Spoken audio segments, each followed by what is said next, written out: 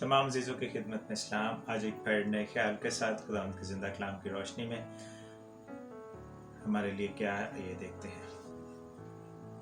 पुराने अहदनामे में से मीका की किताब उसका 7वां बाब और उसकी 8वीं आयत। मीका 7 बाब और उसकी 8वीं आयत। आए मेरे दुश्मन मुझ पर शादमान ना हो, क्योंकि जब मैं गिरूंगा तो उठ खड़ा होऊंगा, जब अंधेरे में बैठूंगा तो खुदावंद मेरा नूर होगा। आइए खुदावंद के जिंदा कलाम की रोशनी में देखते हैं खुदावंद का वादा मेरे और आपके लिए क्या है। यहाँ उस शख्स के एहसासात का इजहार किया गया है जो अपने आप को दबा हुआ, जमाने का सताया हुआ या दुनिया से अलहदा महसूस करता है। हो सकता है हमारा दुश्मन कुछ वक्त के लिए, कुछ देर के लिए हमारी रोशनी को बुझा दे, हमारी जिंदगी की तमाम ऐसी जरूरियात को, उन सहूलियात को दबा दे, खत्म कर दे। लेकिन खुदावंद हमारे लिए यकीनी उम्मीद है।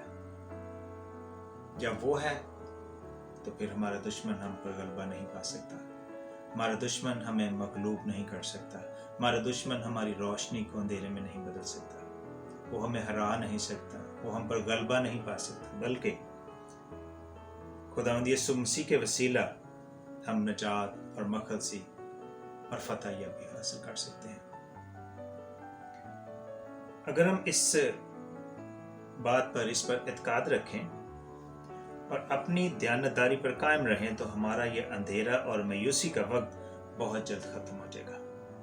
जब हम खुदावंद यीशु मसीह पर, उसके इलाही इंतजाम पर, उसके अख्तियार पर, उसकी मोहब्बत पर भरोसा रखते हैं तो हमारी ज़िंदगी से अंधेरा बिल्कुल ख़त्म हो जाएगा, हमारी ज़िंदगी से गुनाह बिल्कुल ख़त्म हो जाएंगे, हमारी ज़िंदगी में शिकस्त बिल्कुल ख़त्म हो जाएगी। ये यकीनी बात है। दुश्मन और हमारे मुखालिफ की तरफ से हमारी बेइज्जती ये बहुत अहम बात है। ये वक्ती है, ये हमेशा कायम रहने वाली नहीं है, बल्कि ये जल्द ख़त्म हो जाएगी। खुदावंद उनकी हंसी पर जो वो हमें दुख देके, हमें अंधेरे में डालकर, हमें शिकस्त देकर मनाते हैं, जल्द खत्म कर देगा और वो उनको भी उनकी हंसी के साथ खत्म कर देगा, दफन कर देगा और हमारे आहों को, हमारी सिसकियों को वो एक नगमा की तरह पेश करेगा और हम उसमें आगे बढ़ सकेंगे।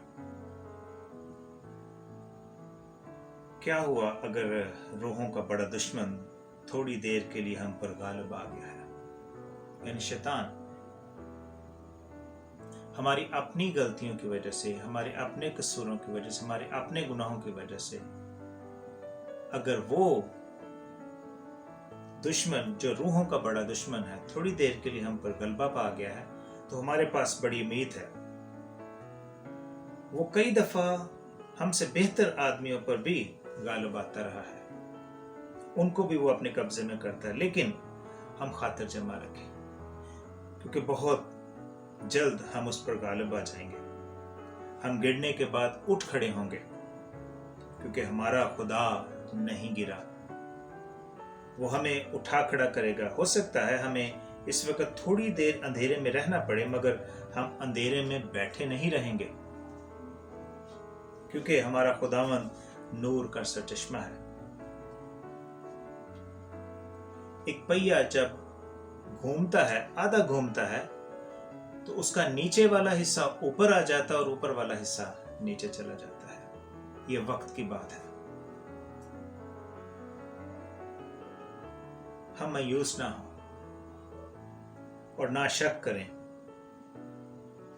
पहिया आधा चक्कर लगाकर अपनी सिमत में वापस आ जाता है और जैसा मैंने पहले बताया कि नीचे वाला हिस्सा ऊपर आ जाता है और ऊपर वाला हिस्सा नीचे चला जाता है। वक्त सदा एक सा नहीं रहता।